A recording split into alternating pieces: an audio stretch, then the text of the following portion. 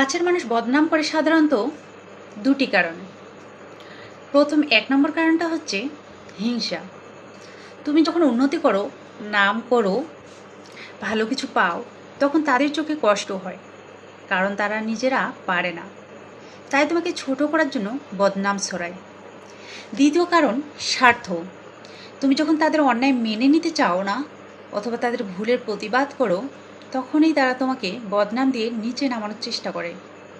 কিন্তু একটা কথা মনে রাখো, বদনাম কখনো তোমাকে ছোট করে না, বরং প্রমাণ করে তুমি এতটাই শক্তিশালী যে তোমার আলোতে অন্ধ হয়ে গেছে কিছু মানুষ। তাই ভয় পেও না। বদনামকে ভয় পাওয়ার মানুষ তুমি নও, বদনামই আসল তোমার সাফল্যের ঘোষণা। কথাটা মনে রাখবে।